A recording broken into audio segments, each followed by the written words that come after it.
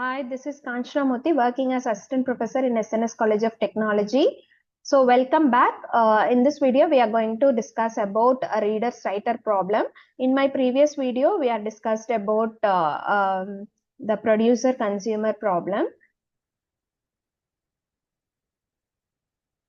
So if two readers access the same file, is there a problem? So imagine a bank central database, hundreds of ATMs are reading account balances, that is readers, while a few transactions are updating those balances, writers, right? So if two readers access the same file, so if there is no problem, right? So data is being changed, is not being changed, but if one writer and one reader access it simultaneously, the reader might see a partial update. If two writers access it, the second might overwrite the first, causing data loss, right? So the constraint is we must enforce two rules. So multiple readers can read at the same time, but only one writer can access the data at a time. And no readers can be present while a writer is working. So we have some issues in reader-writer's problem. So the first variation is reader priority. So in this version, no reader is kept waiting unless a writer has already obtained permission.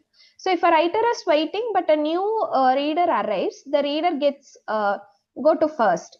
So this leads to writer's starvation. If there is a constant stream of readers, the writer might sit in a queue for an hour and the data in the database becomes outdated. So second variation is reader starvation. So which means once a writer is ready, no new readers can start reading. So if many writers are queued up, the readers can never get an answer. That is reader starvation.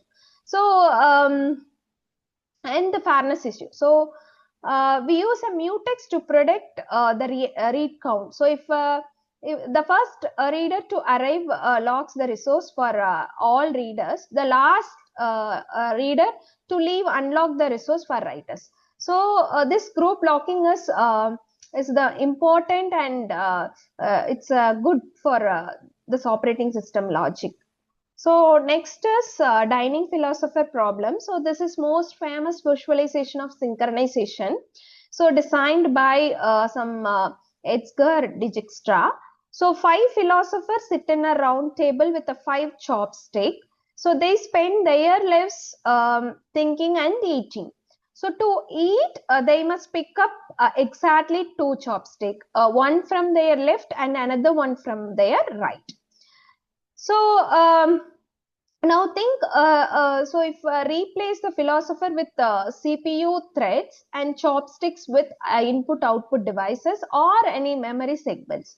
So the round table represents a shared environment where resources are limited. So this is what happened in operating system.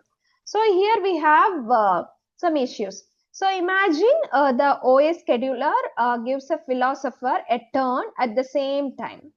So each one picks up their left chopstick. Now each philosopher is reaching for their right chopstick, but their neighbor is already holding it, right? So the 4 condition of deadlock is there is a mutual exclusion. That is only one person per chopstick. Next is hold and wait. So they won't drop the left one. Then no preemption. So you can't rip a chopstick out of the philosopher hand. Then final one is circular wait, the circle of waiting. So what is the solution here?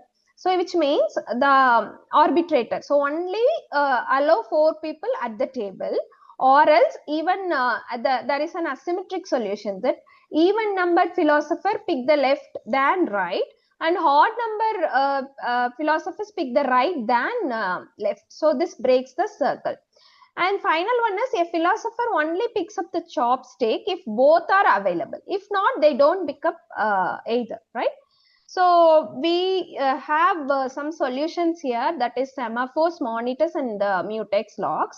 So to implement these solutions, we use a semaphore, that is low level. It requires careful coding, or a monitor, that is high level, so where weight and signal are handled by the programming languages.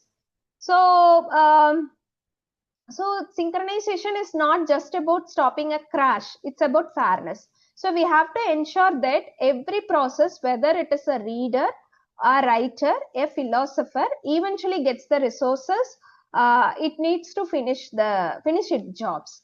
So thank you. In next video, we'll discuss about sleeping barber problem. So thank you for watching. Thank you.